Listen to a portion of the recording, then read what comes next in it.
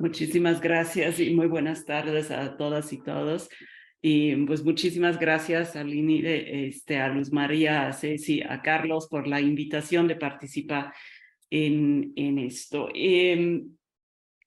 Pues, ¿qué les digo? Este libro, hace rato comentábamos Carlos y yo que este libro es fruto de un gran proyecto de investigación que hace unos meses, el año pasado, antepasado, que ya comentábamos sobre esto. Y quiero aquí como que resumir un poquito de qué se trata el libro para después darle la voz tanto a Carlos como a Víctor y a Ana María. Y estábamos diciendo, Carlos y yo, que como no tenemos los famosos PowerPoints que todo el mundo usa, lo que sí tengo, y si les parece, tengo una serie de fotos de hace años que nos dan como una idea de esta situación de los niños y niñas jornaleros migrantes, ¿no? Entonces, si les parece, yo voy a dejar aquí como que, si lo están viendo los fotos, pues los voy a dejar correr estas fotos para que mientras que yo hable, ustedes tengan así como una impresión visual de lo que estamos hablando, ¿no? De lo que Carlos está presentando con este estudio que él está haciendo ahí, que se llama justamente Entre la Escuela y el Surco, ¿no?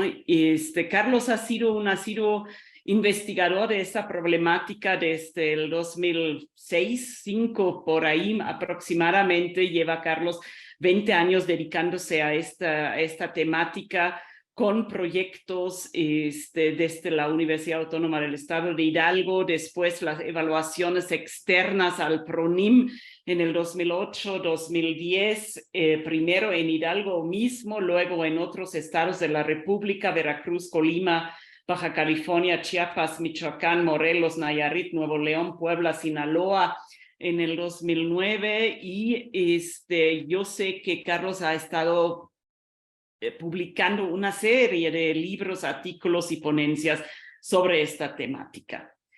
Estos niños y niñas jornaleros migrantes entonces y sus papás, porque pues hay que verlos siempre en este contexto familiar, en cómo ellos migran, cómo ellos se mueven, como ya dije, migran de estados pobres como Guerrero y Oaxaca hacia otros estados de la República para trabajar en la cosecha de algunas frutas, hortalizas, productos agrícolas. Por ejemplo, en Morelos se dedican a la corte de caña, en Hidalgo al ejote, que por cierto un cultivo muy bajito, como muy propio para que los niños por el tamaño puedan cosecharlo. En Sinaloa el jitomate, en Chiapas el café, etcétera. Estamos hablando, según datos del INE, desde hace algunos años, de por lo menos 300,000 niños que están en movimiento, que migran de una zona del país al otro. Y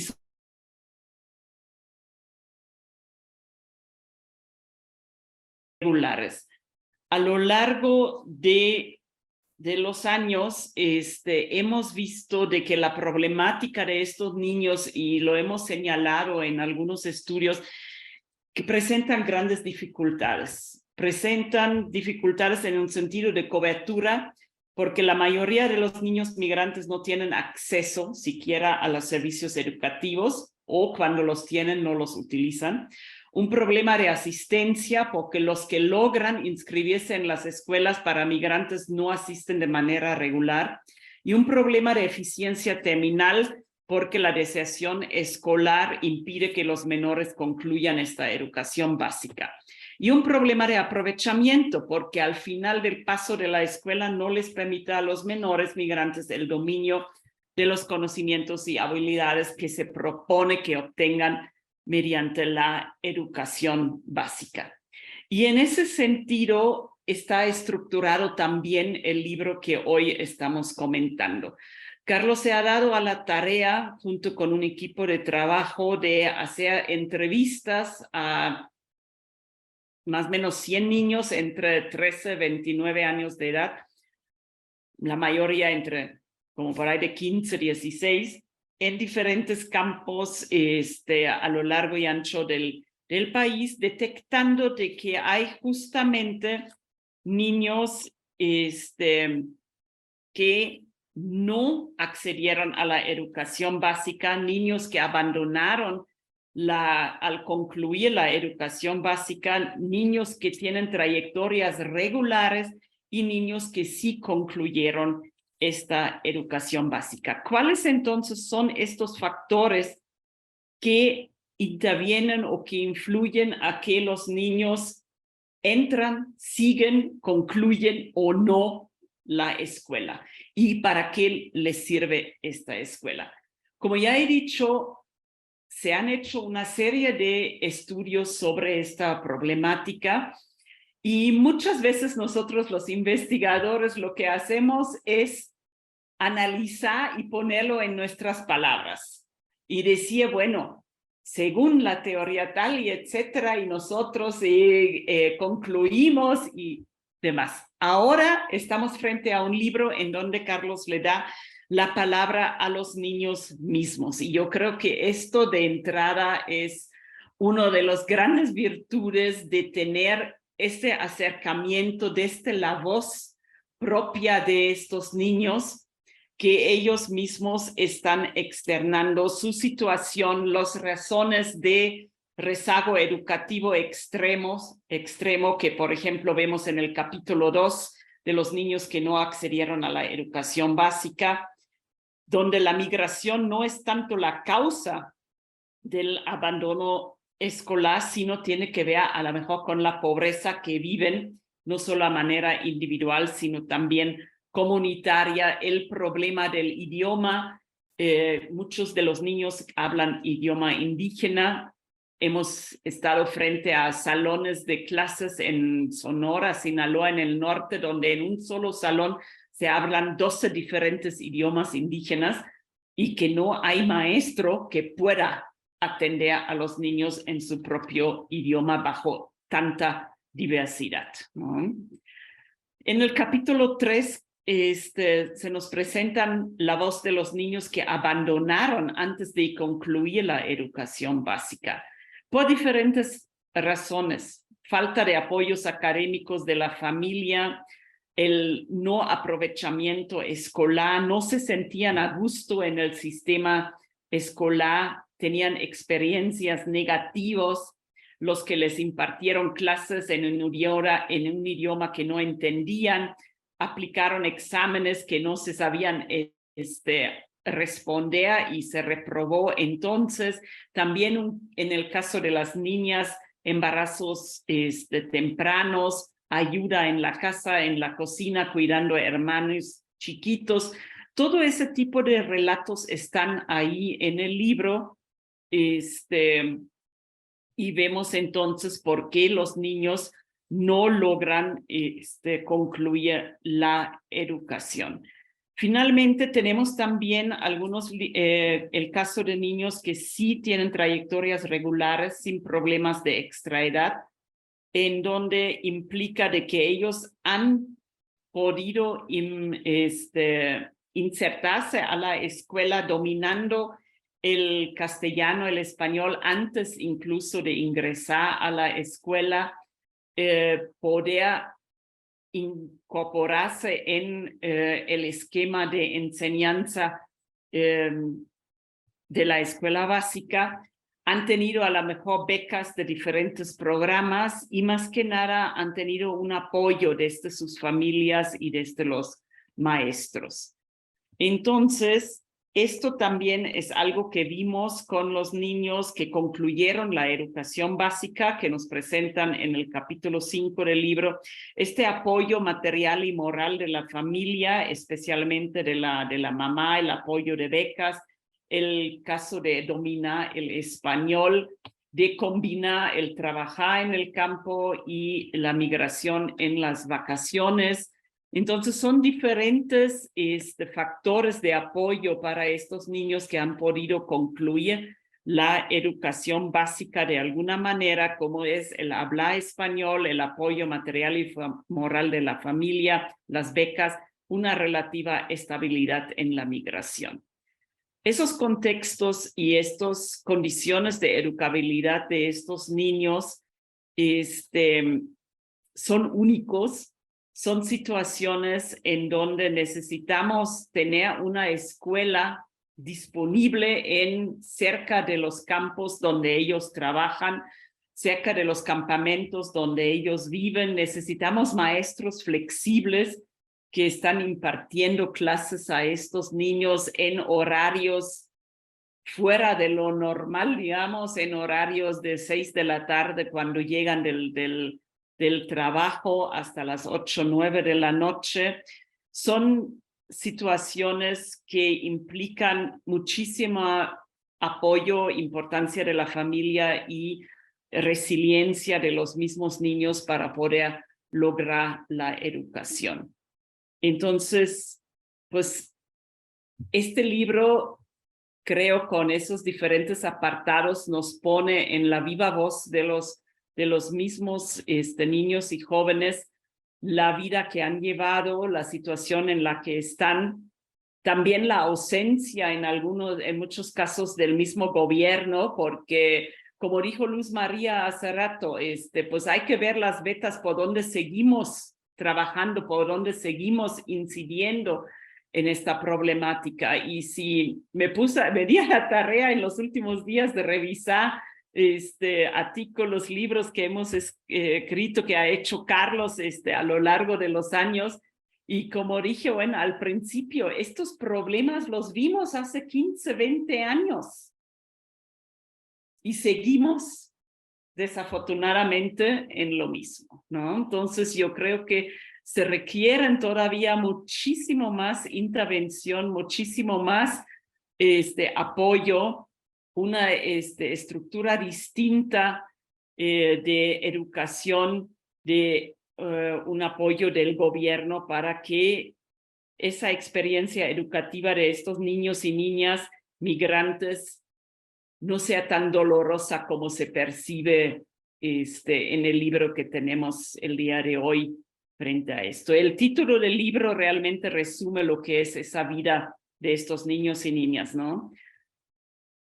Entre la escuela y el surco, y así como está la situación, pues yo no estoy muy segura si esos niños pueden encontrar la salida del surco, ¿no?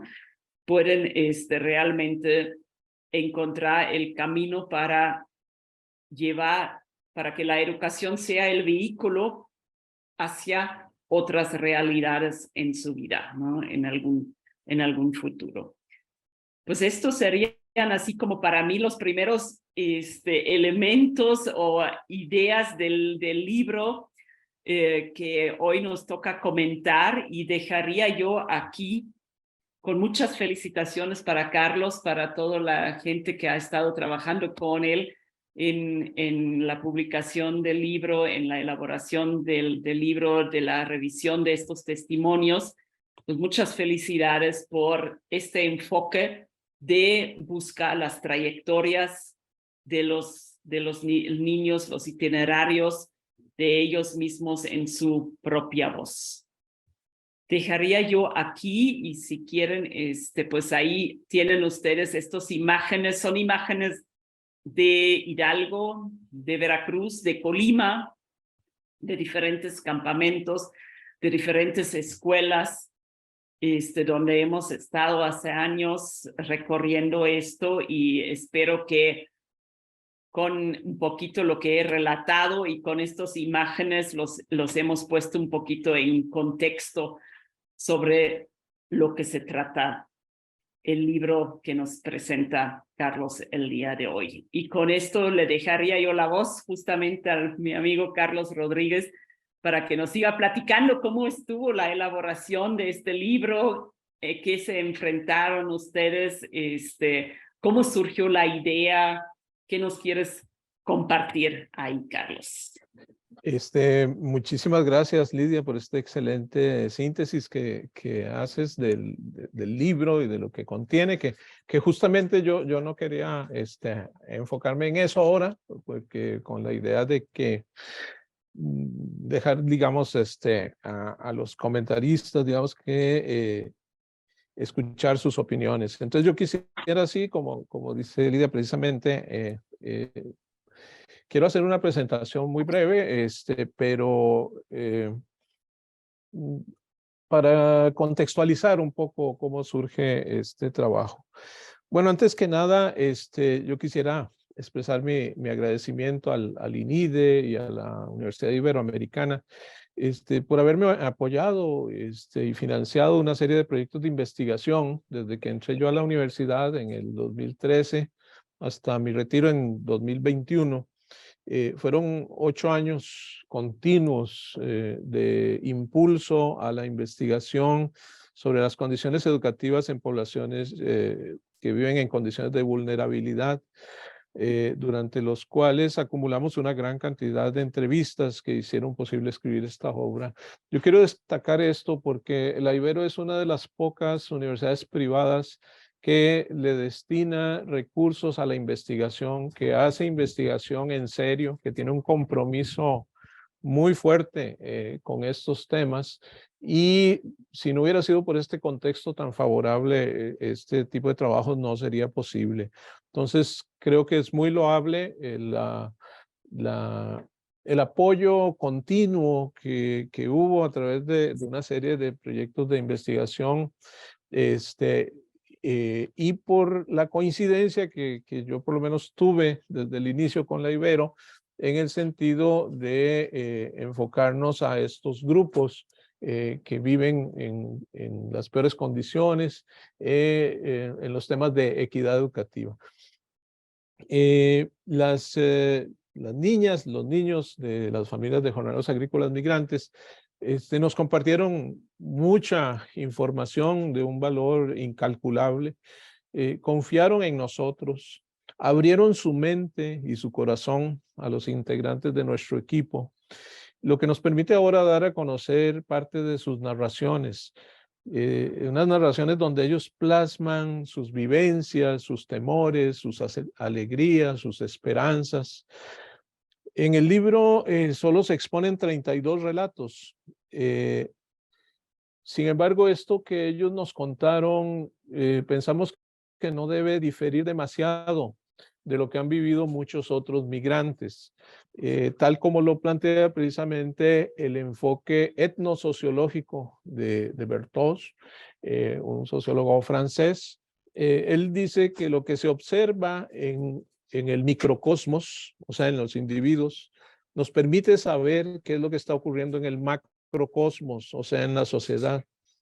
Esta es una forma muy elegante en que Berthoz resuelve el problema de la inferencia de los métodos cualitativos, y por eso adoptamos esta posición. Nos pareció muy adecuada para la investigación, este enfoque etnosociológico, en el cual, como plantea el autor,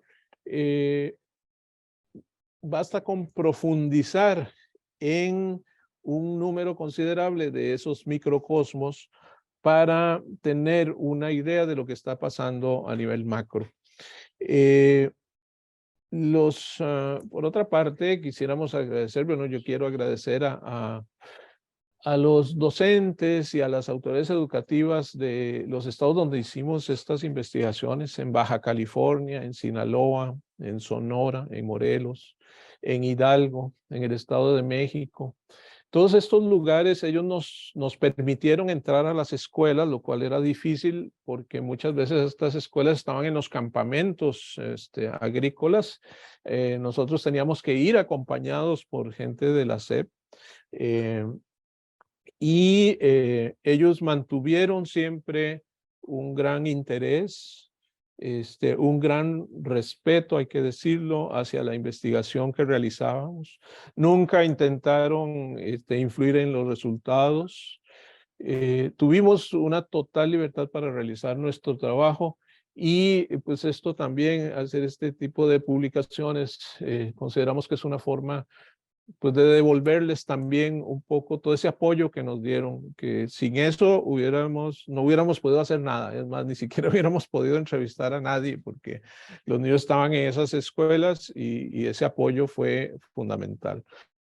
El libro pues es un trabajo de autoría individual, como pueden ver, pero la investigación que se hizo para hacer este libro, en esa investigación intervinieron un gran equipo de trabajo. Con estas personas yo estoy eternamente agradecido.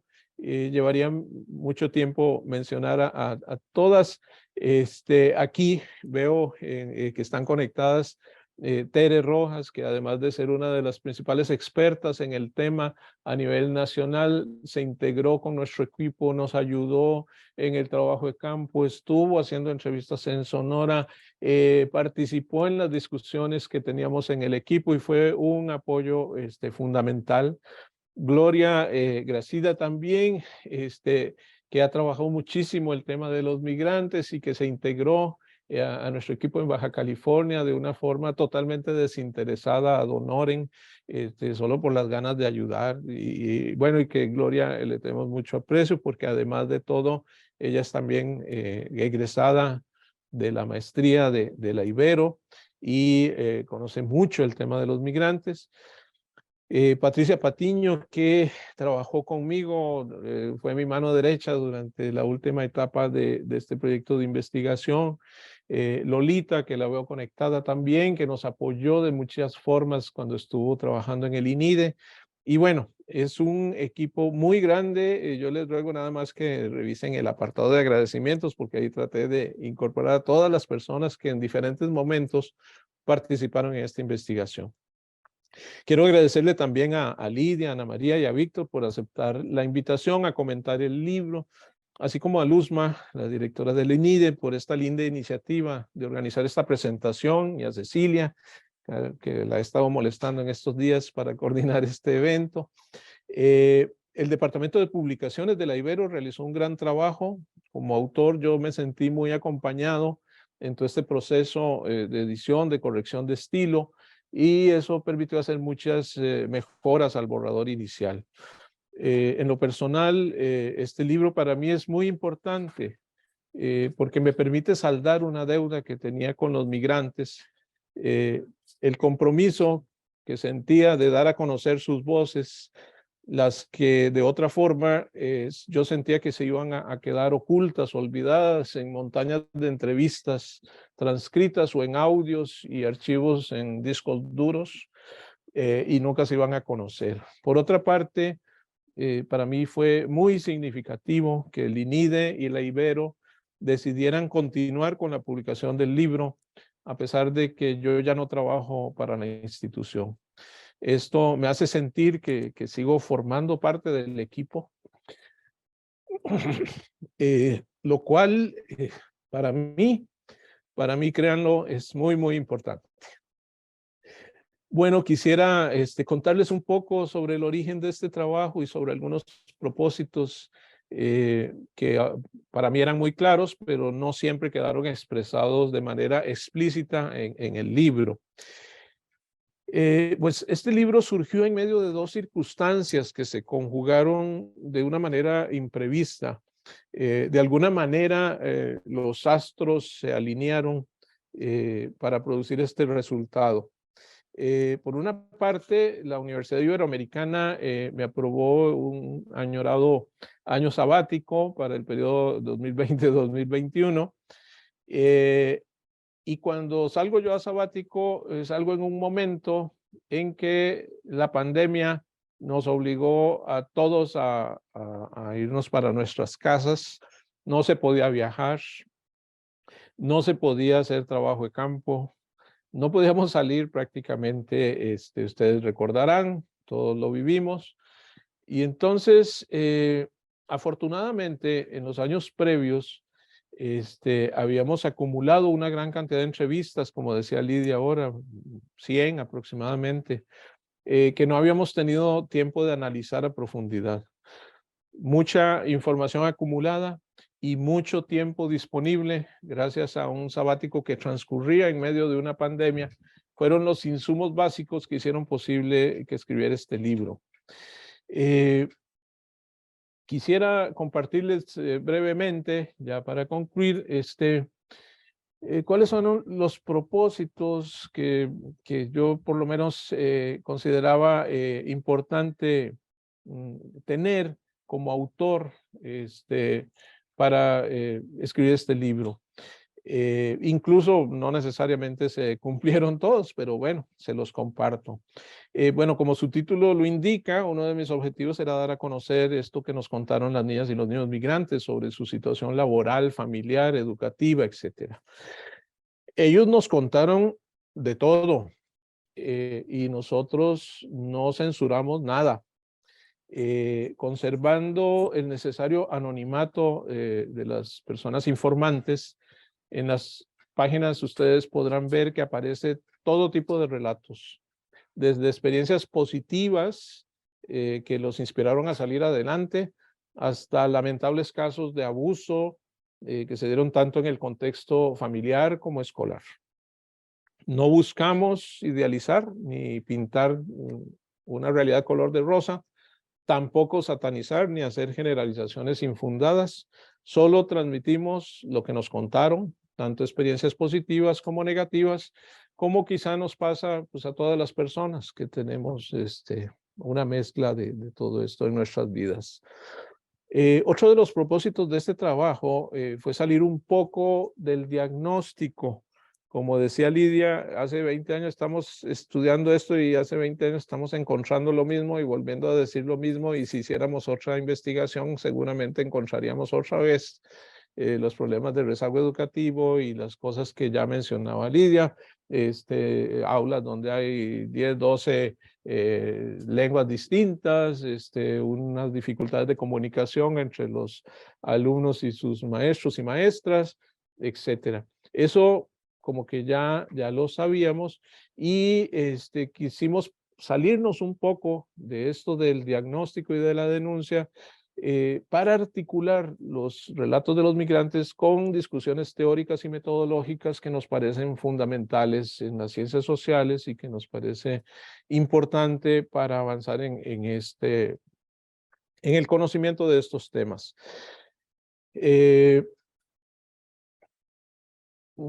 Como lo planteó ya Lidia también, pues hay muchos estudios sobre migrantes hechos por distinguidos colegas, incluso varios los he hecho yo mismo también, donde documentamos estas precarias condiciones en que viven, trabajan y estudian los migrantes. Esos estudios son muy valiosos, pero yo la verdad ya no quería hacer otro diagnóstico más. Yo sentía que eso no aportaba conocimiento adicional al tema. Desde el punto de vista metodológico, lo que me pareció importante en este caso fue resaltar el recurso de los estudios biográficos que nacieron precisamente en las investigaciones sobre migrantes realizadas a inicios del siglo XX en Chicago por Thomas y por Sinaniecki, espero haber pronunciado bien, un nombre difícil polaco, Sinaniecki. En 1918 se publicó su famosa obra, El campesino polaco en Europa y en América, que tuvo una gran influencia, tanto teórica como metodológica, en la sociología. Una de sus innovaciones fue emplear métodos cualitativos, como los relatos de vida, algo que fue muy atrevido en su época, en un momento que dichos métodos no se consideraban como una forma válida de hacer investigación en ciencias sociales. A un siglo de la publicación de esta obra tan importante, me pareció que era fundamental recuperar el enfoque de estos autores, quienes siempre sostuvieron la necesidad de no quedarse en descripciones extensas, en lo anecdótico, sino relacionar los resultados de las investigaciones empíricas con las discusiones teóricas que se dan en la disciplina. Uno de los objetivos de este trabajo fue entonces apartarme un poquito de ese carácter descriptivo que pueden tener algunos estudios cualitativos e intentar hacer un esfuerzo explicativo que siquiera por lo menos con una aproximación hipotética nos permitiera comprender o formular algunas hipótesis sobre por qué se están dando estos fenómenos que estamos estudiando y poder discutir un poquito los hallazgos empíricos a la luz de las propuestas explicativas que las teorías plantean. El problema de investigación central de este trabajo, ustedes saben, fue comprender por qué algunas niñas y niños migrantes lograron concluir su educación básica a pesar de vivir en un contexto socioeconómico desfavorable, donde sabemos, por los estudios que ya mencionábamos, que la gran mayoría de la población infantil abandona la escuela de manera prematura.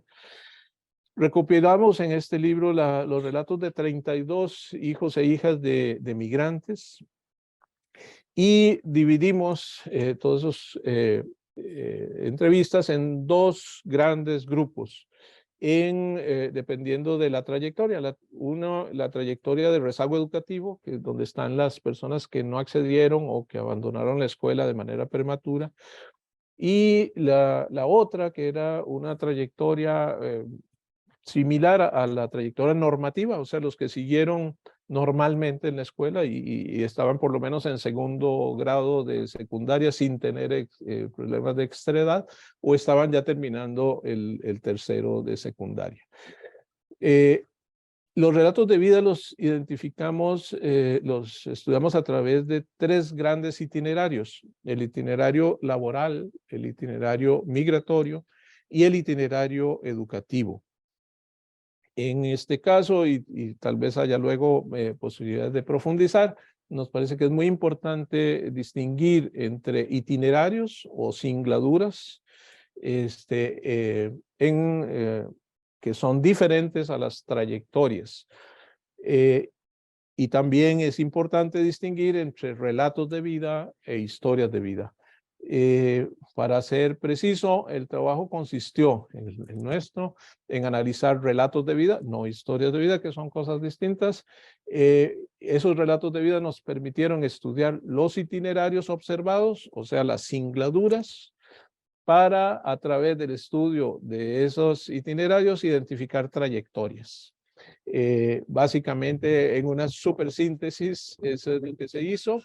Los itinerarios o singladuras en el ámbito laboral, migratorio y educativo se analizaron en forma comparada para identificar qué tenían en común o en qué se diferenciaban los migrantes que presentaban las dos grandes trayectorias identificadas. ¿Por qué hay algunos migrantes que permanecen en la escuela hasta concluir la educación básica, mientras otros la abandonan de forma prematura? Bueno, si leen el libro, yo espero que encuentren algunas respuestas, aunque sean tentativas, a este gran interrogante. Bueno, a continuación vamos a tener, me parece, una rica jornada de reflexión, complementando lo que ya expuso Lidia, con los comentarios de Ana María y de Víctor. Este selecto panel de expertos creo que nos va a ayudar a profundizar más sobre este tema. Muchísimas gracias por su atención.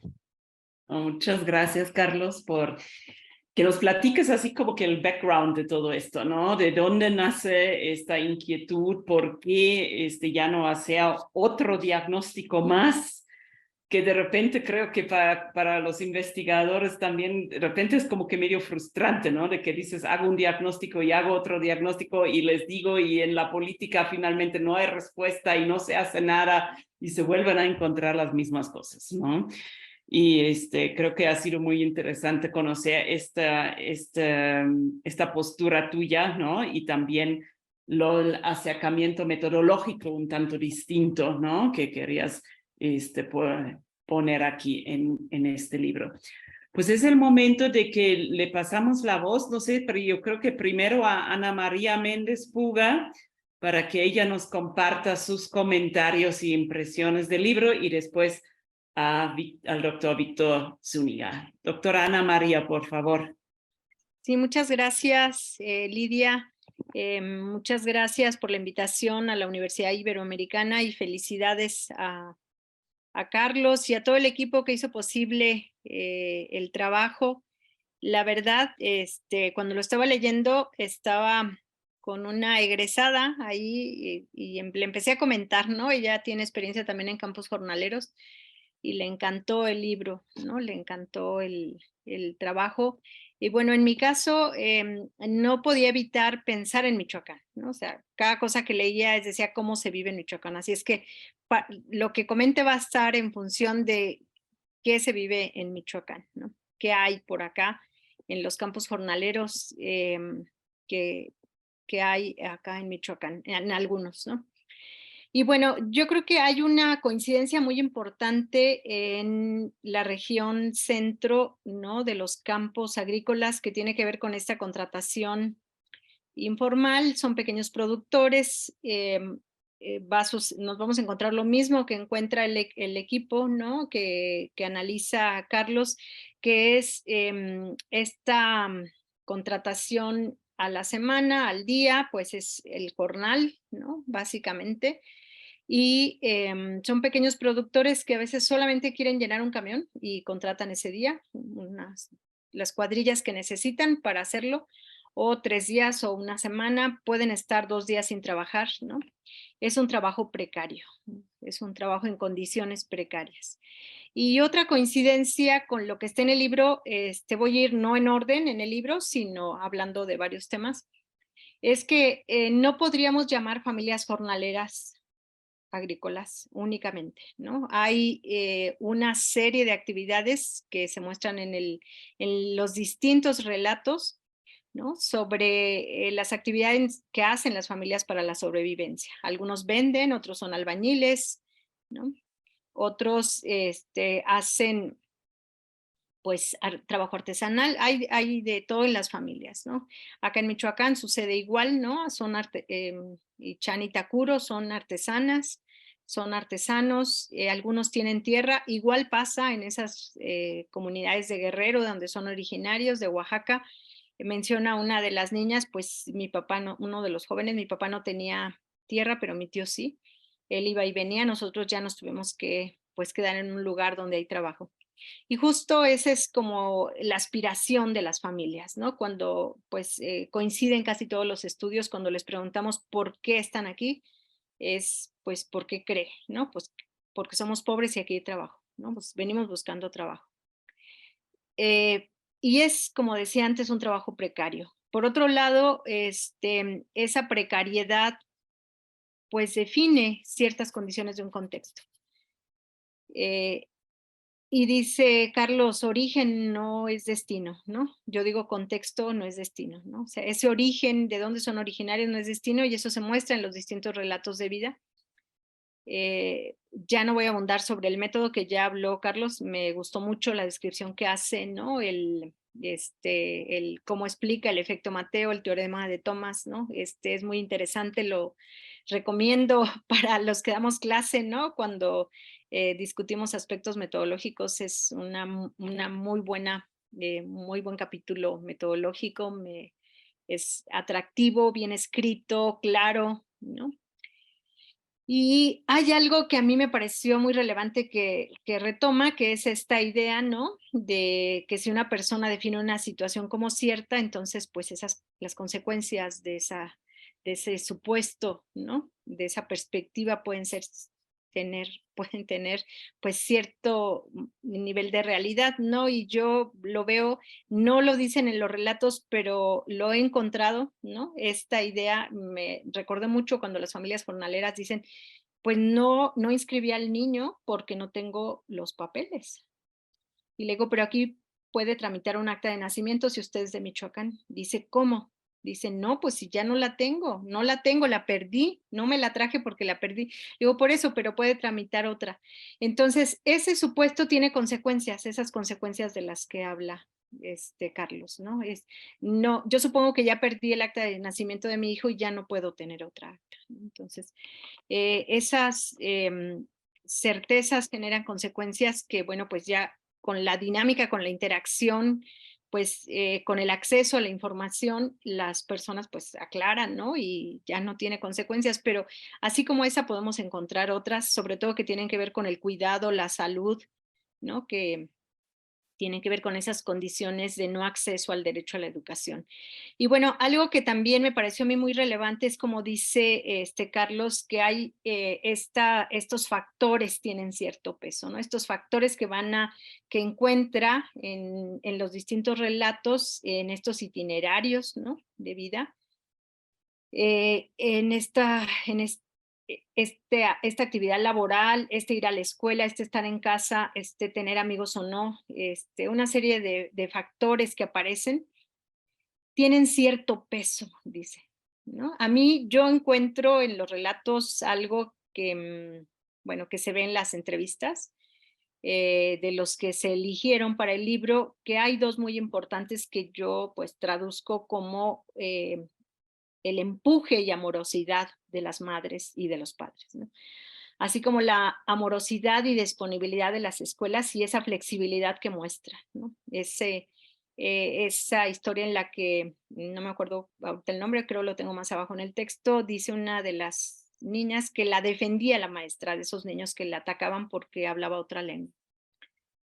Y bueno, si nosotros analizamos esa acumulación de ventajas y desventajas, es una larga lista. Yo traté de oponerlas un poco, de encontrar algunos rasgos de lo que sucede en Michoacán. Y algo que coincide pues en todos lados es sobre todo con las familias que son de comunidades de los pueblos originarios. Hay pues el tema de la lengua como un factor muy relevante, ¿no?, que me parece muy relevante para la continuidad educativa, ¿no? ¿Qué sucede con ese profesor, esa profesora que se encuentra con un niño que habla otra lengua, una niña que habla otra lengua? Y cómo lo incorpora o no a la actividad, cómo logra entender que no está entendiendo algunas cosas, cómo sin imponer una idea del mundo, logra pues ir poco a poco entendiendo esa distinta idea del mundo. Creo que esos encuentros son fundamentales y hay profesores que lo hacen muy intuitivamente, no tienen formación para hacerlo. Pero encontramos otros elementos que ya mencioné, la familia como fundamental, pero yo encuentro uno que me parece muy interesante, que es el tema de cuidar hermanos. No lo dice el texto, pero acá encontramos mucho en Michoacán que había niñas que decían, sí me deja venir a la escuela si me traigo al niño, ¿no? O sea, si mi mamá me deja venir a la escuela y no me voy al surco, pero me tengo que traer al niño, porque la alternativa es irme al surco a cuidarlo igual al niño, pero a la orilla del surco. Entonces, cuidar al hermanito y venir a la escuela con el surco. Entonces, veíamos a maestras cargando bebés, ¿no?, ayudando a las niñas y niños. Eso todavía se ve. Claro, en donde hay escuela, ahorita no hay reglas de operación desde el 19, ¿no? No hay programa educativo nacional. Y en algunos estados permanece por la voluntad política de los estados, pero en Michoacán ha sido muy complicado, ¿no?, mantener al profesorado, sobre todo durante la pandemia. Otro elemento que a mí me parece interesante y que cada vez se ve más, el tema de las adicciones, ¿no? Algunas de las historias están atravesadas, ¿no? Estos relatos incorporan, ¿no? Una chica dice, pues mi papá era adicto y pues exigía dinero a mi mamá para esa adicción hasta que mi mamá lo dejó, ¿no? Eso lo vemos muy comúnmente, ¿no? Decía una señora acá en Michoacán, los niños van a trabajar al surco para ayudarlo, ¿no?, a que toda la familia coma, y él se lo gasta. Todo lo que ganamos a veces se lo gasta en un fin de semana. Entonces, esas dinámicas complejas de las familias son relevantes, pero hay una que a mí me parece muy, muy importante, es cómo hay dinámicas de amistad, ¿no? Van generando esas dinámicas de amistad. Hay una sensación en los distintos relatos como de niñas y niños en soledad, ¿no? Como de niñas y niños en soledad, con condiciones de mucha soledad. Y como una niña dice expresamente, yo era una amargada, ¿no? Y pues poco a poco me fui incorporando y viendo que los otros eran felices y dejé de ser amargada. Entonces esa amistad que aparece ahí, ese ser niño, me parece que es en el fondo lo que está ahí, ¿no? Esa posibilidad es fundamental, ¿no? Y otro de los elementos que me parece relevante es cómo una madre, justo relacionado con este tema de los documentos que ya mencionaba, una de las madres, la niña cuenta que su mamá iba, de las que lograron concluir, iba a la escuela a pedir sus documentos, ¿no? O sea, iba unos días antes de que viajaran a solicitar sus documentos. Y esto es poco común. Las familias viajan y se van así, llegan a la escuela y no llevan nada, ¿no? Entonces no pueden inscribirlos a los grados que les corresponden. Es complicada la continuidad en la escuela porque no hay documentos, ¿no? Me encantó el comentario que hace Giovanni, ese sí anoté su nombre, que hacía una crítica a la escuela y decía, uno se atasca ahí y no puede florecer, ¿no? O sea, en esas escuelas precarias también, así como el trabajo precario y las viviendas precarias también. Y Inés que dice, a mí me gustaba tener una buena casa, una buena familia sin violencia, ¿no? O sea, y ella, pues, ¿por qué insiste en el tema de la violencia? Porque ella es una de las que atestigua una situación de un intento de violación a su prima y ponen la denuncia. Entonces, Inés tiene una expectativa, una buena familia, ¿no? Sin violencia. Ernesto tiene una expectativa, ideas de futuro, ¿no? La informática, a él le gusta la informática y tiene ideas de futuro. Entonces, ya para cerrar, Carlos plantea en las conclusiones que hay, pues en esta comparación entre las condiciones, cómo se van acumulando ventajas y desventajas, ¿no? En los que lo logran y en los que no lo logran, en los que se quedan a medias. Él habla de algunas variables, ¿no? Unas condiciones, pues, que son intermedias, ¿no? Variables mediadoras. Pero bueno, ya puestos a pensar esto, yo pensaría en algunas variables también moderadoras, ¿no? Que pueden estar. No están en el texto, pero seguramente están influyendo, por ejemplo, presencia de más o menos ambiente alfabetizador, ¿no? Qué tanto tenían acceso a textos, qué tanto tenían acceso a un lector, a alguien que vieran actos de lectura y escritura, cómo esto va a moderar el impacto de que mi papá no me ayuda en la tarea, mi mamá no me ayuda en la tarea, pero cómo van a moderar, ¿no? El impacto de esa variable, ¿no? Podría ser, no sé. No soy tan experta en estos estudios de modelos, pero creo que pues, eso puede estar influyendo, entre otros aspectos, todas estas variables que están en el texto. Pues es un documento que a mí me encantó leer, lo disfruté, me pareció, como bien lo dicen tanto Lidia como Carlos, que no es solo un diagnóstico, es un intento por pensar qué se puede hacer en esos contextos, qué está funcionando, pero yo, por otro lado, cierro diciendo que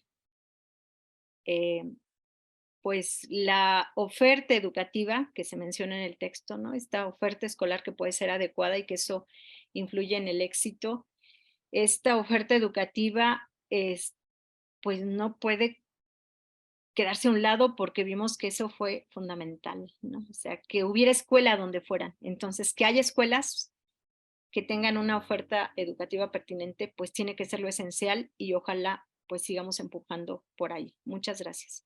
Y felicidades de nuevo y pues que sigas trabajando el tema, Carlos.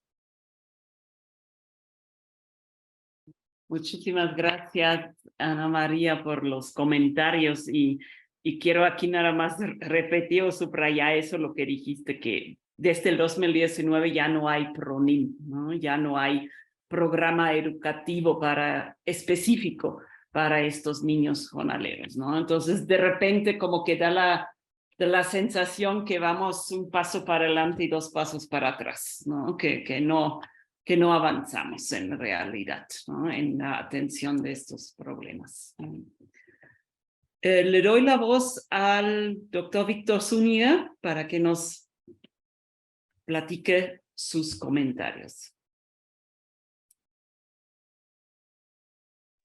No tiene prendido el micrófono, doctor. Muy buenas tardes a todos, todas. En primer lugar, agradecer a Carlos la invitación. Para mí es un honor participar en esta presentación de tu libro con personas que conocen estas temáticas y están interesados en aportar sus ideas. También es un placer para mí saludar a Luz María, que tenía tiempo de no coincidir con ella, y aprovecho para saludar ya en tercer lugar a la doctora Teresa Rojas, a quien tuve el placer de escuchar el sábado pasado en el marco de un curso de capacitación para profesores de Nuevo León, y se los digo con toda sinceridad, la presentación de la doctora Rojas fue fascinante. Los profesores de Nuevo León quedaron muy complacidos. Dicho esto, pues voy directamente a decirles cómo pienso organizar mi presentación del libro, del estupendo libro de Carlos. En primer lugar, voy a enfatizar la pregunta y la forma como él abordó la pregunta y buscó responder a dicha pregunta. Esa pregunta es muy valiosa y debiéramos de utilizarla para muchas más investigaciones, no solamente aquellas que tocan a estos niños y niñas migrantes, hijos de jornaleros, sino para muchas otras circunstancias educativas en nuestro país. Después de la pregunta y de la forma como Carlos decidió responderla, me voy a permitir enfatizar, subrayar 5 hallazgos que me parecen muy valiosos, muy significativos que posee este libro. En tercer lugar, voy a hacer una brevísima nota crítica, pero lo haré brevemente y con mucho afecto y amistad. Y finalmente voy a apuntar lo que yo considero que debe de seguir, lo que surge de esta investigación que Carlos coordinó y en el que participó Teresa Rojas. Vamos pues a la pregunta. La pregunta es valiosísima en el sentido de que se interroga por qué unos niños terminan la escuela obligatoria y educación básica y otros no la terminan. Esta pregunta obvia una discusión que sería, pues, niños y niñas que son pendulares, circulares, golondrinos, semiasentados, que se mueven y que no se quedan y que trabajan y luego regresan y que van a la escuela a las 6 de la tarde hasta las 9 de la noche después de jornadas cuidando a niños, etcétera, etcétera. ¿Cuál es el pronóstico? Pues no se necesita ser mago. No van a terminar la educación básica. Van a abandonar la escuela. Al rato voy a hacer una modificación esto de abandono a la escuela, porque lo que voy a enfatizar con mi lectura del libro de Carlos es que es una pieza importante que nos presenta Carlos y su equipo para mostrar de nueva cuenta que no son los niños los que abandonan la escuela, es la escuela los que los abandonan. Entonces, esta pregunta que es muy interesante y que aborda una anomalía, lo esperable es que abandonen, no terminen. Y hay algunos, sin embargo, que terminan. Felicito a Carlos y a su equipo porque intentó responder a la pregunta con un formato de respuesta muchísimo más apropiado para el estudio de esto, que es decir, una aproximación en torno a las experiencias de vida, a los relatos, al recoger las perspectivas subjetivas de los mismos actores. Entonces, no es que sea, no cayeron en la tentación de entrar en una lógica de factores y de causas. Francamente, en este tipo de dilemas y de de historias tan complejas, entrar en un esquemita de X1, X2, X3 es ridículo. Y si alguien termina diciendo es que la pobreza, pues sí, está bien, ya está. Si cuando se acabe la pobreza, pues entonces la escuela va a ser exitosa. Y es que los papás son malos, pues hay papás malos en todos lados. No, esa perspectiva la abandonaron, Carlos, y es la historia, son los relatos, es el itinerario el que nos va mostrando por qué unos sí logran terminar la educación básica y otros la truncan muy tempranamente. Bueno, esa es la pregunta. ¿Cuáles son los 5 hallazgos que yo voy a enfatizar? Hay más hallazgos, pero en términos de ya llevo 5 minutos en la pura pregunta. El primero de los hallazgos, que es muy interesante, es que la pertinencia de la escuela para muchos de estos niños y niñas es nula. No tantito pertinente, nula. No sabía cómo estar anotando eso. Me causaba verdaderamente dolor escuchar que no me...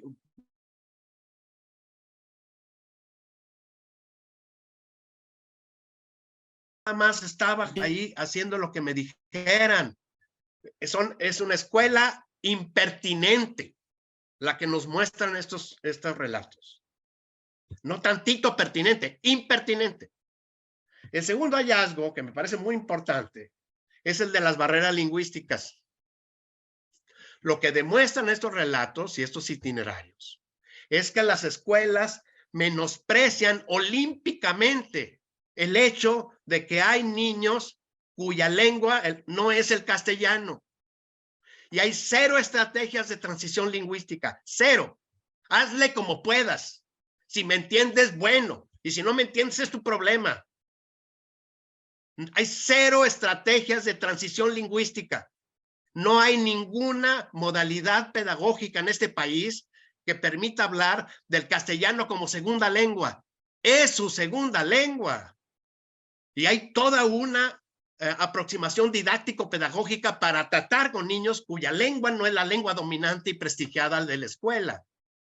Bueno, ese es un segundo hallazgo y los materiales que entrega Carlos son valiosísimos en ese sentido. El tercero, por tiempo, porque ya llevo 7 minutos y medio, el tercero de los hallazgos es el que toca a la crueldad escolar. Son muchos relatos. Ciertamente hay alguno que decía, mi maestra me defendió, era un maestro muy bueno, etcétera, etcétera. Pero basta con que tengamos 18 testimonios de crueldad escolar. La escuela me daba miedo.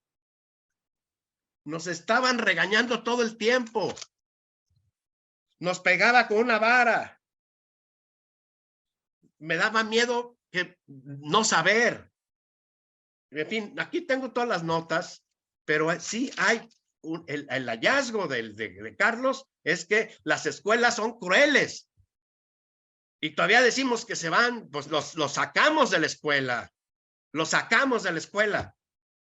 Bueno, cuarto hallazgo interesante es que, valiosísimo, no interesante, es que echa por tierra una explicación fácil y cómoda y obvia y casi diríamos que no aporta nada.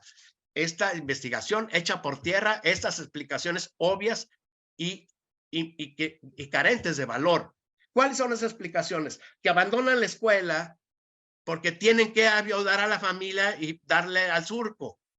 Muchos de los niños que abandonaron en el primero y segundo capítulo abandonan la escuela antes de emigrar. No abandonan la escuela para ir al surco. Van al surco una vez que ya abandonaron la escuela. Por impertinente y por cruel.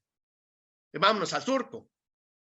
Pero no es que por irse al surco y su pobreza y la incapacidad de resolver las necesidades familiares, por eso se dejaron la escuela. Pues fíjense que no, ahí están los itinerarios.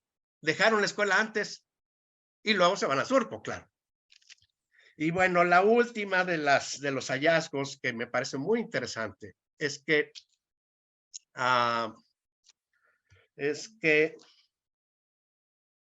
ya no lo encuentro, ya lo encontré. Están todas las notas un poco revueltas, pero ya lo encontré. Es que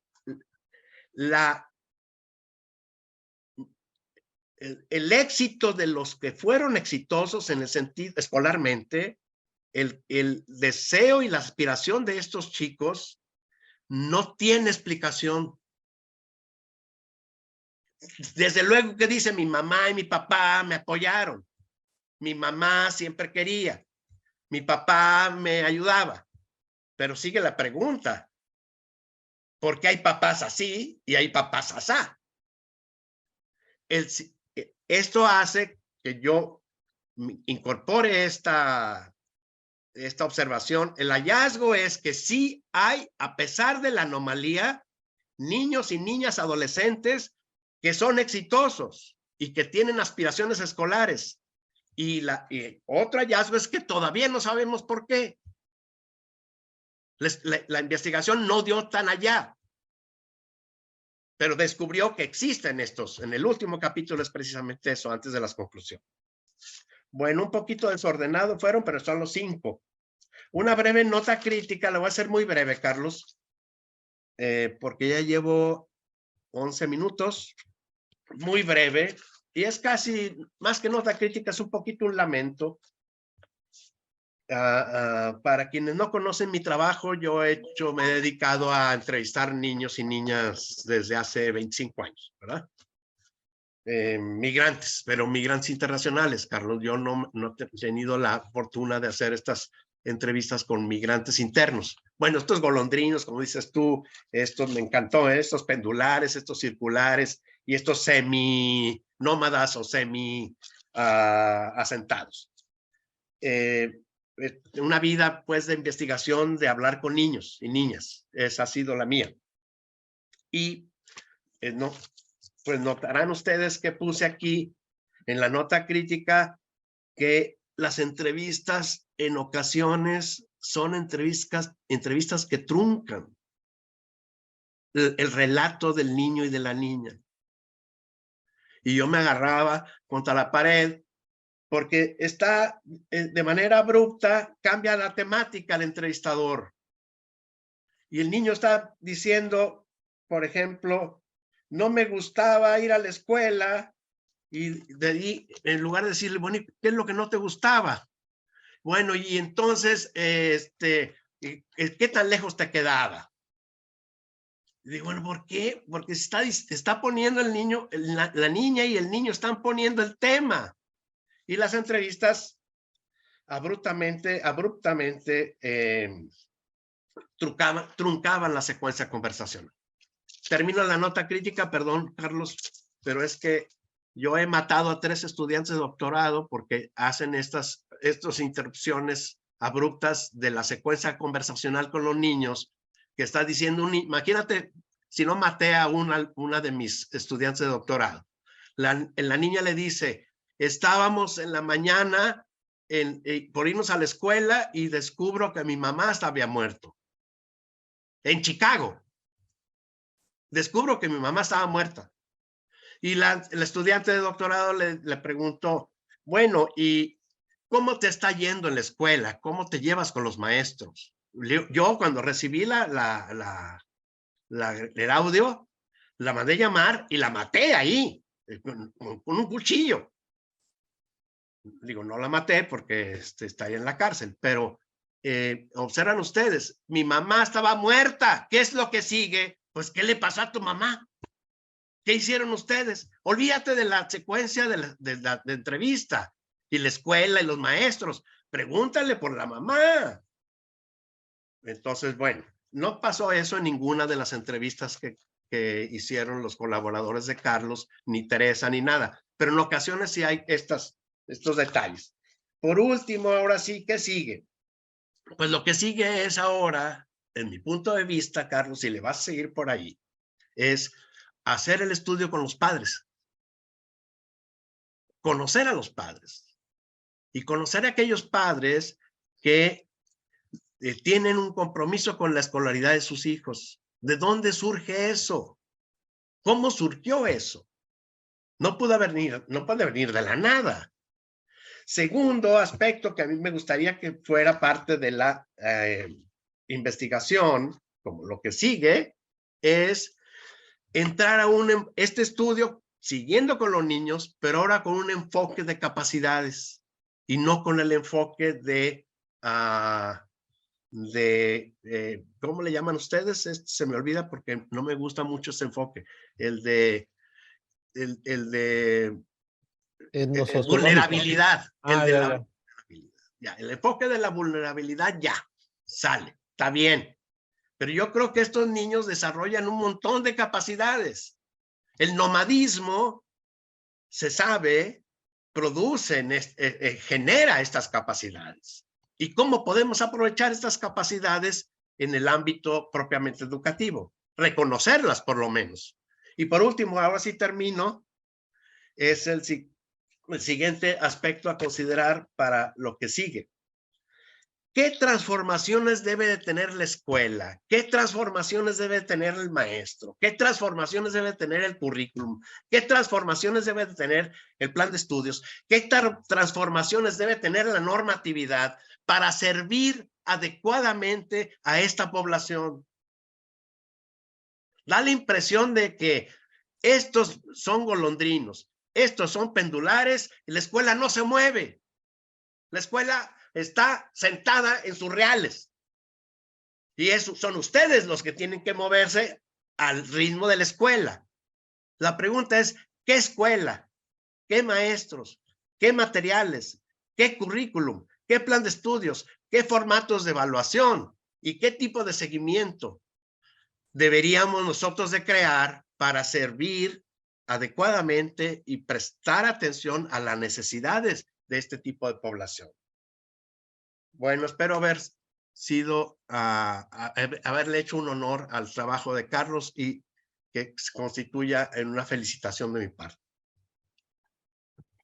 Muchísimas gracias, Muchas Víctor. gracias. Y pues justamente grandes preguntas al final de esta exposición y no sé si alguien tenga las respuestas a estas preguntas, qué es lo que deberíamos que hacer o qué sigue. Agradezco muchísimo las participaciones de la doctora Ana María Méndez Puga y del doctor Víctor Zúñiga, y doy la voz ahorita a los asistentes para que aprovechen tanto a ellos dos como más que nada a nuestro autor de la obra, al doctor Carlos Rodríguez Solera, para preguntar, comentar lo que a ellos les surgió. Yo vi que, no sé si Ceci o Ana María,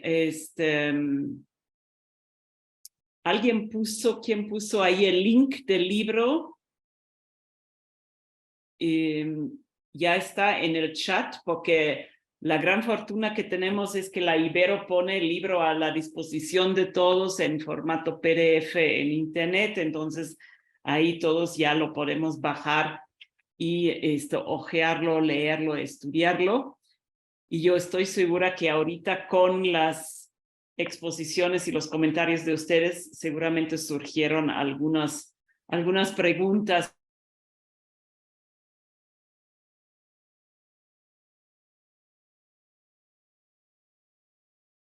Y hacer la pregunta directo o ponerla en el chat y la voy leyendo como ustedes gustan. Dejo abierto el micrófono.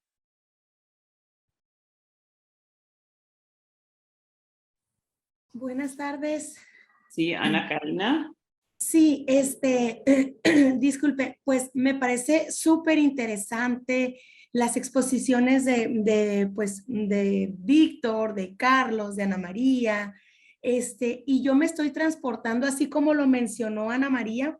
Yo soy una maestra de niño migrante de acá de Baja California, y pues es el contexto en el que me he desarrollado desde que inicié a trabajar. Tengo pues casi 20 años de niño migrante acá en Baja California, y son los contextos, la vulnerabilidad, que dice pues aquí el doctor Víctor, que ya la vulnerabilidad ya no la mencionemos, que eso lo dejemos atrás, porque no nada más sufren nuestros niños migrantes, sino que también las personas que son asentadas de Baja California también están en contextos pues de críticas económicas y emocionales, familiares. Entonces, ahorita yo estoy haciendo una investigación, investigación de cómo nació el programa Niño Migrante, hace cuántos años, quién lo inició, cuáles son el impacto que ha tenido, porque en primera parte mi tema era la deserción, por qué los alumnos ingresaban a preescolar, a primaria, a secundaria, pero una vez que salían de ese contexto en el cual existe educación básica, ya la educación media superior ya no más, hasta ahí nada más. ¿Por qué? Entonces, me comentaron mis maestros de la UIBC que es algo que no está en mis manos y que no voy a poder resolver, que mejor me regrese a lo que es niño migrante, a ver, ¿cuáles son las bases? Lo que menciona Víctor, es que cuáles son la currícula que tenemos, los planes y programas para esos niños. Nosotros como docentes no estamos preparados hacemos lo que podemos y que están en nuestras manos, niños bilingües que nos apoyen con los que no hablan español, pero sí, ¿qué voy a hacer yo?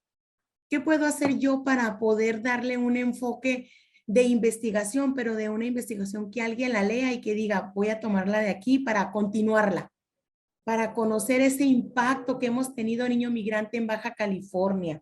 Estoy ahí atorada, es algo que no sé, me tiene como, pero ahorita esto es interesante, lo escucho, me llena de emociones porque todo eso lo he enfrentado día a día, pero sí hemos avanzado y mucho, mucho hemos avanzado, pero pues lo felicito, me encanta esta presentación de este libro, lo voy a descargar, lo voy a leer paso a paso y pues los felicito, me encanta escucharlos. Gracias. Gracias. Muchas gracias, Ana Karina, por el comentario. Y bueno, pues ahí están todos los estudios de Carlos, están los estudios de Tere Rojas. Aquí hay varias lecturas que uno tendría que revisar en ese contexto. ¿Alguien más quisiera? Carlos, ¿querías decir algo? No, nada más quería recomendarle a Ana Karina que si está trabajando este tema de cómo nace el programa, lo que yo he encontrado como más completo es lo que hace Esther Padilla en una tesis de la Escuela Nacional de Antropología e Historia. Ella hizo su tesis sobre migrantes, además ella había estado trabajando en el PRONIM, hizo su tesis y dedica un capítulo o varios capítulos creo en su tesis a esto del origen del programa. A mí me esclareció muchas cosas que no sabía, no las conocía y quizá se puede conseguir ahí en la ENA la tesis de Esther. Muy Pero bien, bueno, muchas gracias, la voy a buscar. sí, sí. Muy bien. Y bueno, yo quisiera comentar algunas, bueno, pero dejo. Sí, no, adelante Carlos, y después levantó la voz, la mano Ana María y Clarisa. Ok, bueno, no, básicamente, no quería agradecer yo los comentarios, o sea que yo creo que captaron muy bien, estoy totalmente de acuerdo con muchos con lo que se plantea, o sea, esto que plantea Ana María me parece extraordinario.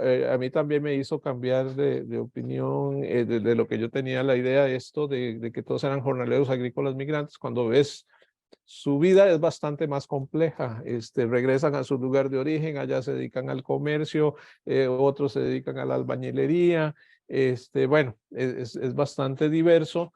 Y la parte que uno observa, o sea, cuando uno los entrevista nada más en los campamentos agrícolas, esa es una parte de su vida, nada más. Y quizá en el resto del año tienen otras situaciones. Y bueno, yo nada más quería sintetizar así muy rápido, o sea, concuerdo con lo que plantea Víctor, tiene razón, y también en esto del truncamiento que teníamos la dificultad de que no queríamos, digamos, poner la entrevista como tal, toda completa, sino estas partes, pero sí, tiene toda la razón, o sea, yo creo que tendríamos que hacer un esfuerzo incluso por ponerlas en algún lado, las entrevistas completas para que se tenga todo el contexto. Y no, básicamente, una de las cosas que nos pareció muy importante es esto que plantea John Elster en su libro de Tuercas y Tornillos de la investigación social, que él dice es que una tarea fundamental de las ciencias sociales es la identificación de mecanismos, los mecanismos sociales. ¿Cómo es que un fenómeno, en este caso la desigualdad educativa, la inequidad educativa, cómo se reproduce? Y en nos pareció importantísimo el descubrimiento que hace Merton de las ventajas y desventajas acumuladas. Él lo hace en otro contexto, estudiando carreras de científicos, pero luego se ha visto que es un mecanismo social que existe en muchos ámbitos. ¿Por qué es importante identificar mecanismos? Porque de uno lo que dice, bueno, si uno sabe cómo es que se da el mecanismo de la reproducción de la desigualdad, sabría dónde tendría que tocar los puntos específicos para que este mecanismo se descarrile, digamos, se deje de reproducir. Y una de las cosas que plantea Merton, que me parece que es fundamental, es que si no hay una intervención externa, y eso es muy importante la condición, si no hay intervención externa, las ventajas o desventajas iniciales que existen entre las personas tienden a reproducirse y ampliarse con el tiempo.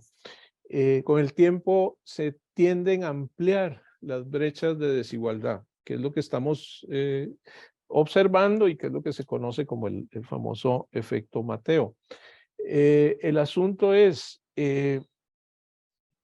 cómo poder intervenir en ese proceso para desviar esto, porque ahí estaría la clave de políticas públicas exitosas que, como bien lo plantea Víctor, uno lo ve aquí. O sea, número uno, o sea, es que parece mentira que uno tenga que decir estas cosas, pero maestro y alumno o maestra y alumno se tienen que comunicar. O sea, cuando el docente y el estudiante hablan dos distintas lenguas, era lo que pasaba en las entrevistas que nos decían los niños, es que yo no entendía nada. Yo, es más, ni siquiera entendía lo que me estaban preguntando. Cuando me daban un examen, yo lo devolví en blanco porque yo no sabía qué decía ahí.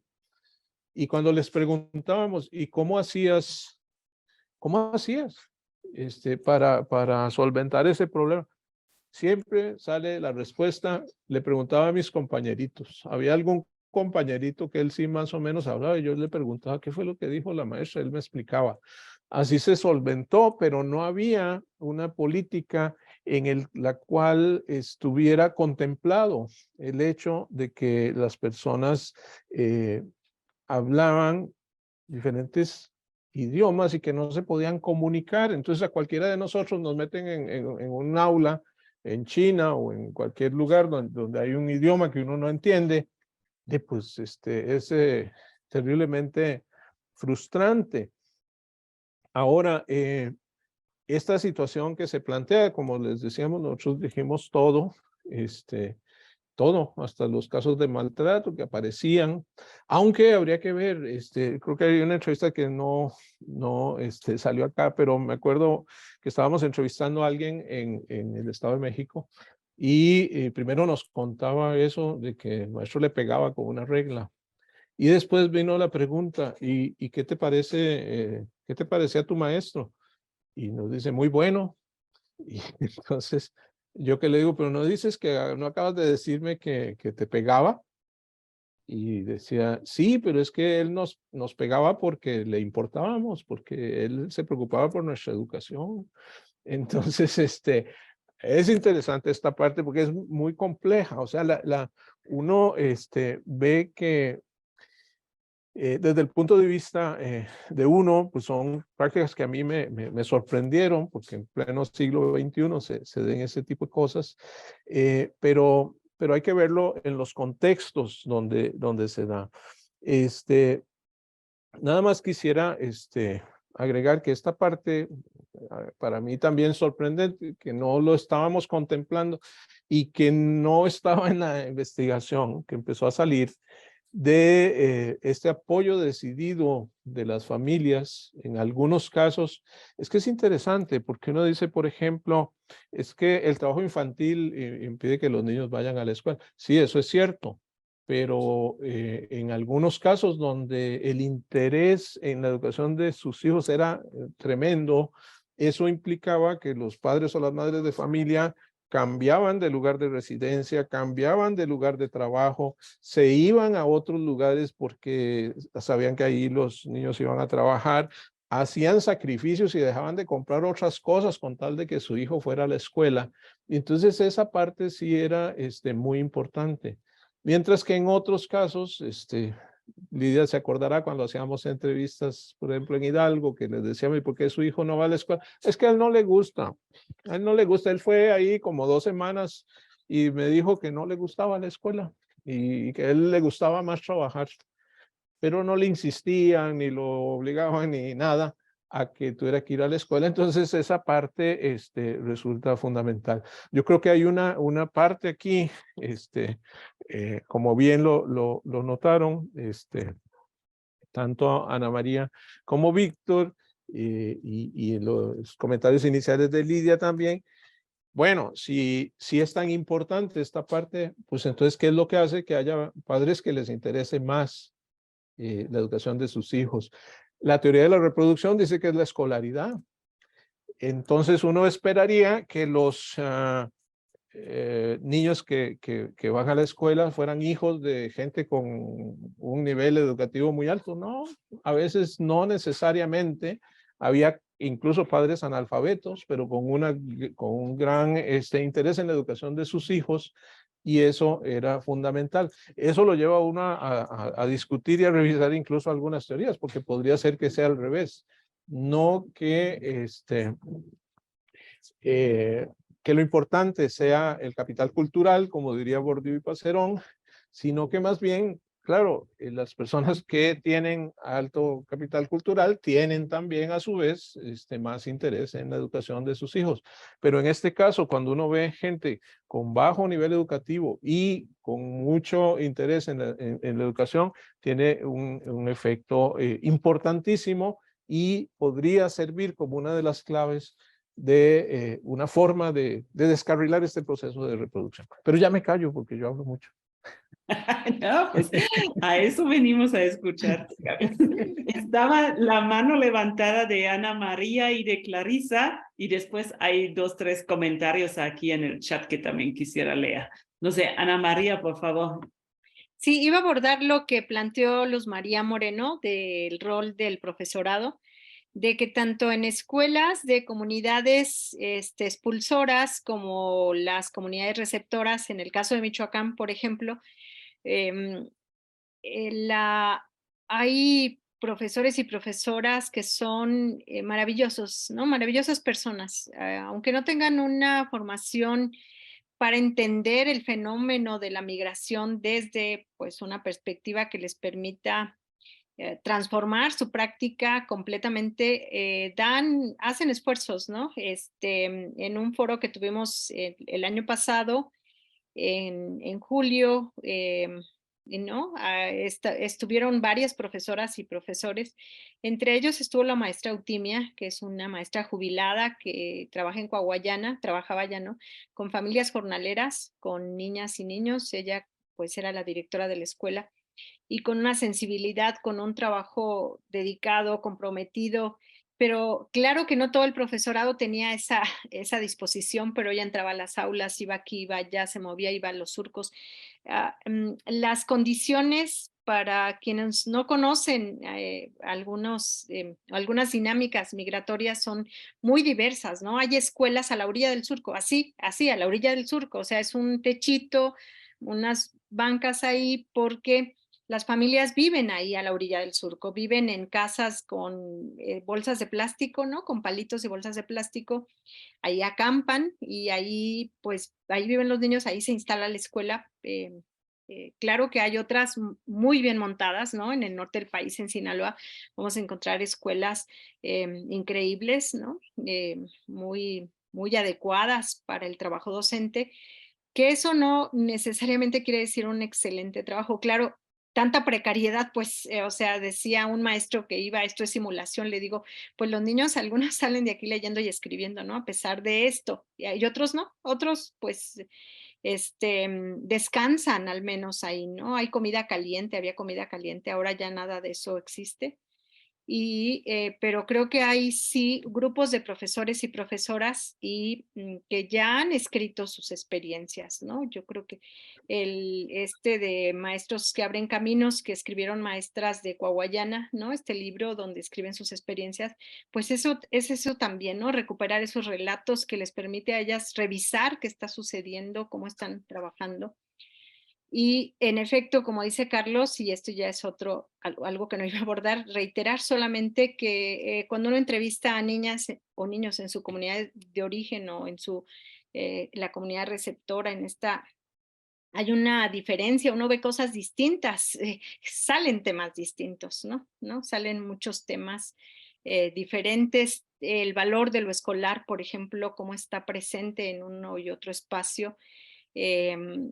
Recuerdo mucho una situación fuimos a una comunidad en Michoacán donde íbamos a ver qué pasaba con los libros de texto, si se los llevaban o no, entre otras cosas, ¿no? Íbamos a entrevistar a las familias, porque bueno, pues muchas familias dejan el paquete de libros ahí cerca de donde está la escuela, cuando se van, ¿no? Del campamento, y pues decíamos qué pasa con los libros, y cuando llegamos había unas niñas en una casa con los libros que habían hecho bolsitos muy lindos, ¿no? Y traían sus bolsitos colgados con las ilustraciones más bellísimas del libro de lectura de segundo grado. Hermosísimos sus bolsos, jugando pues a la casita y todo. Y entonces pues ya no necesitábamos preguntar qué pasa con los libros, ¿no? Era obvio que se usaban para otros fines y que no tenían tanto ese rol de ser leídos fuera del ámbito escolar. En otras casas sí, los libros tenían mayor presencia, ¿no?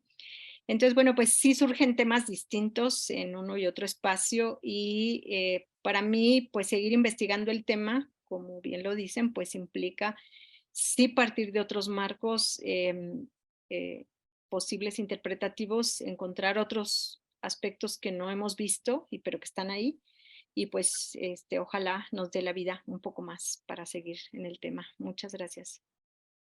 Muchas gracias, Ana María. Y pues sí, a propósito de este comentario que hizo Ana Karina y que los comentarios que hace Luz María en el chat, justamente la voz de los maestros, ¿no? Y las experiencias de los maestros sería algo también muy valioso recuperar para ver por dónde podría haber pistas, ¿no? De apoyo a estos niños, qué es lo que les ha funcionado, qué es lo que no les ha funcionado, qué normativa se debería que construir, qué política educativa tendríamos que crear para el apoyo a ellos.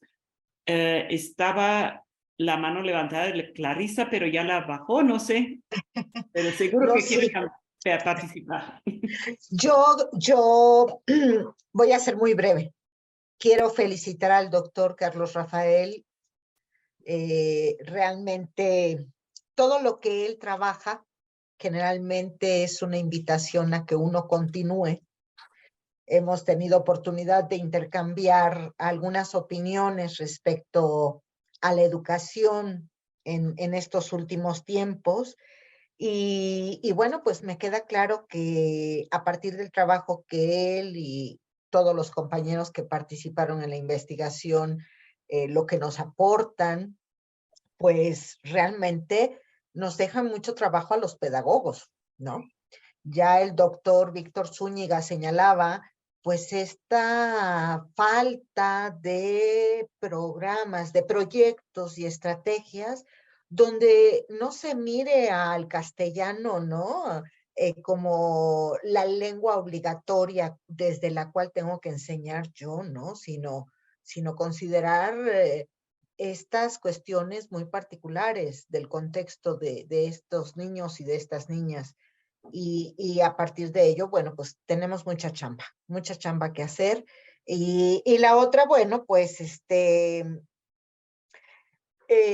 me parece que esta situación, este libro, esto que nos están compartiendo el doctor Carlos Rafael y su equipo, pues lo que nos muestra es algo muy actual, ¿no? Esta exclusión pedagógica que de pronto quisiera estar como muy a la vanguardia y los nuevos modelos, y se habla de las transformaciones y se habla de, pues así como estar renovando cosas y que estamos muy a la vanguardia, pues no, creo que nos falta mucho. Y si en algún momento desea también que se sume alguien al equipo para trabajar desde la parte cualitativa, los relatos de vida, ya sabe que con mucho gusto esa es la parte que me toca como investigadora, ¿no? Pero muchas felicidades y gracias porque nos presentan un panorama que nos deja ver que tenemos todavía muchos retos y mucho trabajo por realizar desde lo pedagógico. Así es que felicidades, un abrazo a todo el equipo y un gusto estar escuchando estos comentarios. Muchas gracias por el Muchas comentario. gracias. Carlos, y yo nada más quería decir algo respecto a lo que mencionaba Clarisa de las lenguas indígenas y del castellano. Carlos, ¿te acuerdas cuando entrevistamos aquí hace años a los papás? Porque también en los comentarios aquí en el chat hay comentarios sobre hay que ver el papel de los padres, ¿no? En todo eso, que entrevistamos a papás y decían, no, yo ya no quiero que mi hijo aprenda mi lengua, lo más importante es que aprenda inglés, porque con eso después él puede salir adelante, ¿no? Yo me acuerdo mucho de ese tipo de comentarios. Sí, de hecho, después de eso, la SEP hizo un estudio que se llamaba Percepción de los Padres de Familia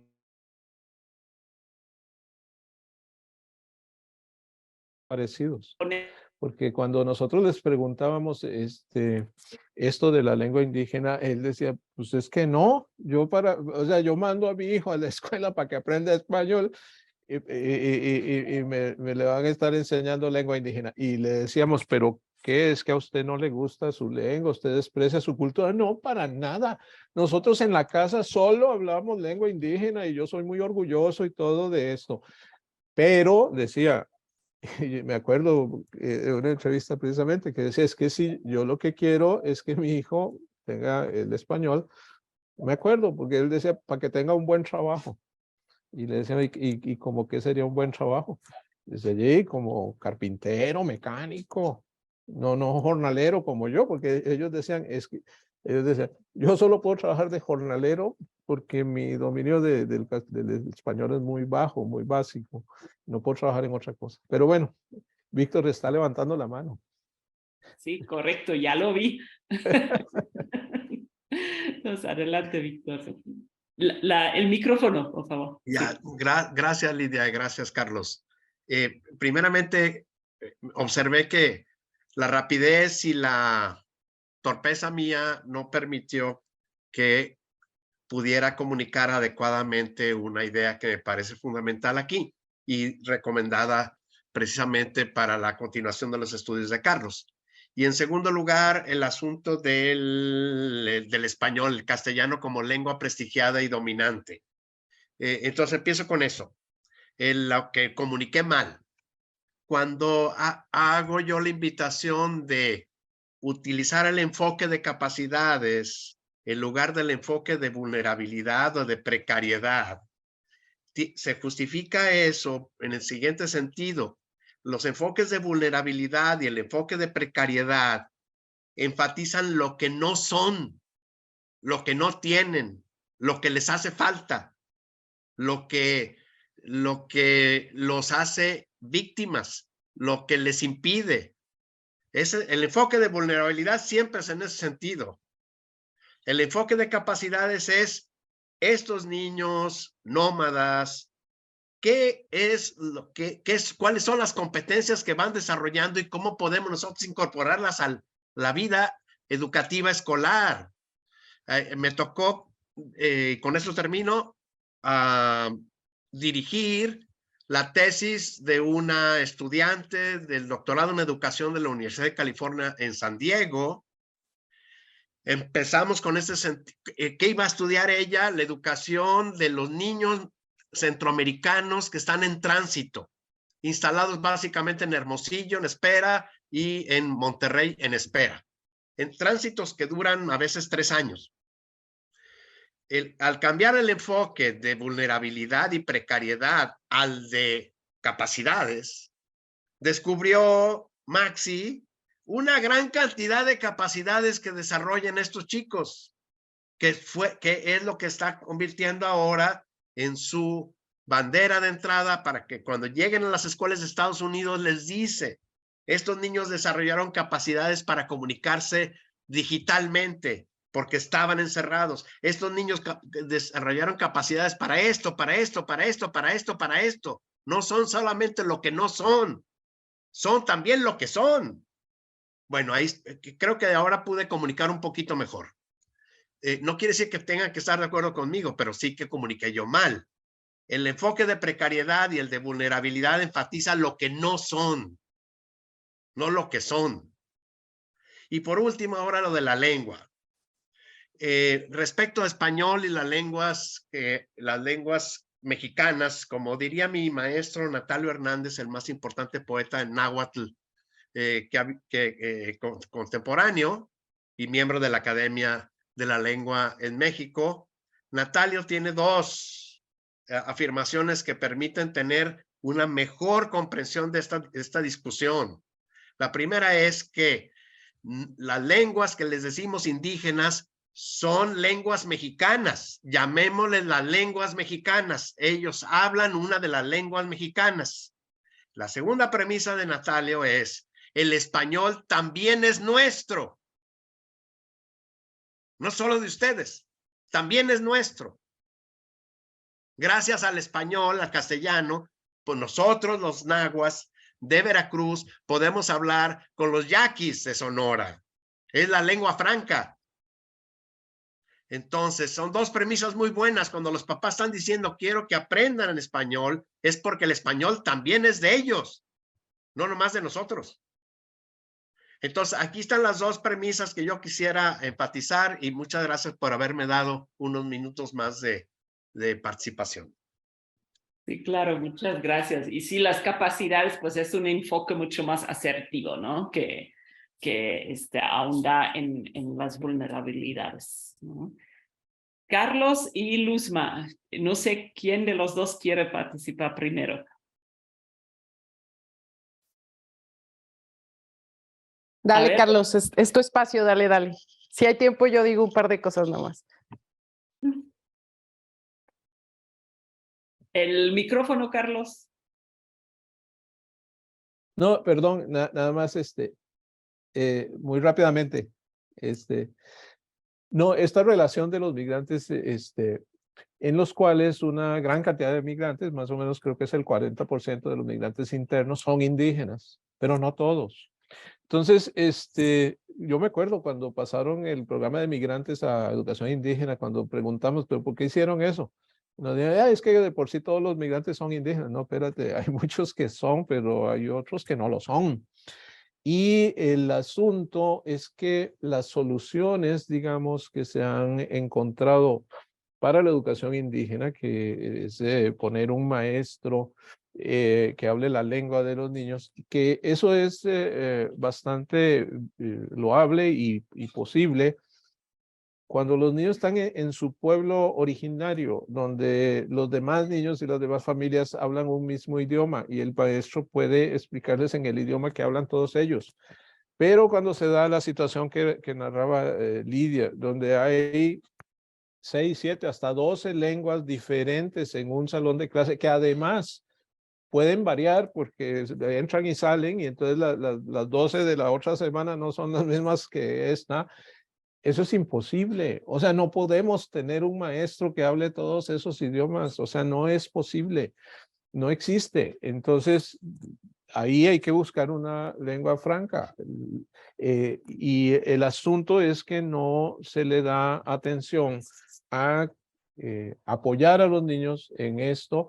Y como decíamos, bueno, y ellos se apoyan solos ahí. Precisamente desarrollan una serie de capacidades, o sea, porque uno dice, pero es que qué bárbaros estos niños, que increíblemente inteligentes, como pueden incluso aprender casi solos, digamos, en el contexto, jugando con otros niños, un idioma, pero además lo que ellos narran en las entrevistas también, cuando les preguntamos sobre su experiencia migratoria, la mayoría la ven como algo positivo.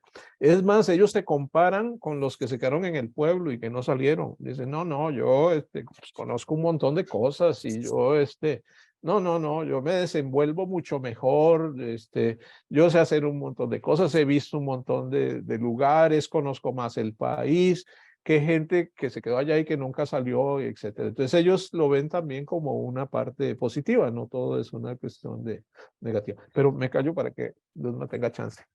No, nada más a propósito de esto, en los chats Esteban preguntaba que si se entrevistaron niños bilingües o solo los que hablaban español. Esto ya quedó aclarado también. Ana María, fueron niños bilingües y algunos que solo hablaban español, ¿verdad, Carlos?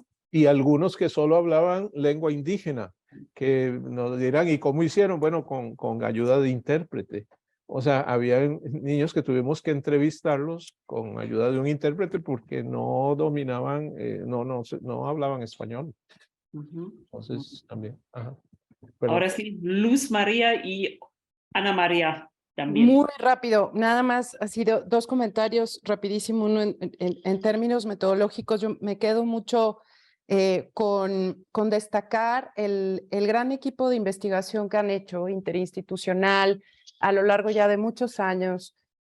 Ana María, Carlos, Tere Rojas, Víctor, y que están tratando de construir entendimiento caminando con los profes y las profes, ¿no? A lo largo de muchos años. Y me parece que esto, en términos metodológicos, nos plantea esta posibilidad de crear nuevos marcos de entendimiento, que es lo que dice Víctor, ya no desde el déficit, ya no desde las precariedades, sino desde la agencia, ¿no?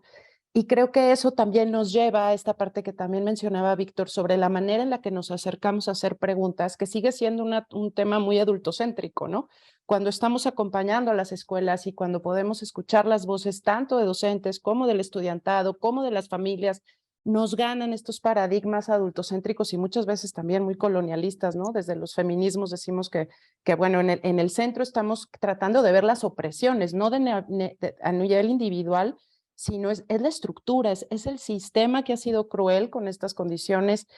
No han sido profes o familias que quieren o no hablar la lengua, sino que han sido producto también, en muchos sentidos, de un sistema que ha sido racista y discriminador, ¿no? Entonces yo creo que lo interesantísimo y lo que quiero resaltar de su equipo de trabajo es que da para esto, para poder hacer denuncias, para acompañar posibles intervenciones, para decirle a las docentes, valoramos su trabajo y aquí estamos acompañando lo que sea necesario para hacer ruido, para que haya más apoyos. Entonces, en ese sentido, son proyectos de investigación que tienen una incidencia en política pública, o por lo menos podemos hacer ruido. Sí, desafortunadamente no hay esa incidencia que quisiéramos, pero por lo menos ruido y denuncia sí, y solo quería resaltar eso de manera muy rápida. Muchas gracias, muy importante esta intervención. Ana María, te doy la voz. Yo creo que un poco para las personas que están aquí, que les va a interesar el tema, y otros, bueno, pues que trabajan otros temas, pero que puede ser que no conozcan todo el trabajo de Carlos, pero el trabajo anterior de Carlos justo habla de qué sí, o sea, qué sucedió para esos que terminaron, ¿no? Es un trabajo muy interesante y creo que nos muestra ambas, ¿no? O sea, nos muestra justo cómo se acumulan las ventajas y cómo se acumulan las desventajas y cómo están presentes en estas historias algunas que van a ser como la chispa, ¿no? Y eso pues yo creo que hay que seguirlo indagando, ¿no? O sea, como esto que dice el doctor Zúñiga, ¿no? En sus textos de cómo los niños son migrantes, son intérpretes, ¿no? aquí lo vimos también en unas de las entrevistas, son intérpretes. Eso genera otra mirada. Cómo los niños saben moverse en la central del norte, ¿no? En la Ciudad de México, y le dicen a su mamá por aquí, por acá, o sea, cómo desarrollan otras capacidades que les permiten justo, entre otras, ¿no? Terminar la escuela. Muchas gracias y felicidades. Y un gusto ver que está por aquí Meche Ruiz, estaba también Enrique Pic, Tere Rojas, personas de las que he aprendido un montón. Muchas gracias. Y gracias a Ceci por moderar todo este proceso. Saludos, Ana María. Aquí estamos escuchando con mucha atención el libro de nuestro querido colega pues que sigue siendo de la Ibero, ¿eh? No te creas que no. Bueno, ¿Eso? saludos a todas. Yo me siento de la Ibero todavía. Bueno, no te me hagas para atrás. Abrazos, felicitaciones. Muy bien, qué gusto que participaras. Perdón, no, nada más quería hacer una brevísima comentario sobre esto. O sea, el asunto, la capacidad de agencia es importantísimo, pero el asunto es que en México los niños entran a la escuela a los 3 años. La primera decisión de si un niño entra a la escuela es a los 3 años. Yo no sé ustedes, pero yo por lo menos a los 3 años no estaba en capacidades ni de decidir si, ni tenían, bueno, es más, ni siquiera cuando entraba a los 6 o qué sé yo. Entonces, en esta cuestión de las desventajas iniciales, esta es una cuestión importantísima. Uno de los factores que encontramos, por ejemplo, en muchos de estos niños que terminaban, es que muchos de ellos habían hecho preescolar. O sea, eso quiere decir que una decisión que finalmente no era de ellos, sino de sus familias, hicieron el esfuerzo porque hicieran los 3 grados de preescolar desde 3 años, etcétera. Entonces, bueno, digo, nada más, es que es interesante porque no es que uno quiera tener posiciones adultocéntricas, sino en este caso hay que ver la capacidad de agencia, por eso nos pareció tan importante la parte esta de los padres. Pero bueno, muy breve. Pues yo creo que muchísimas gracias a todas y todos los que están presentes en esta presentación de este libro Entre la escuela y el surco de Carlos Rodríguez Solera.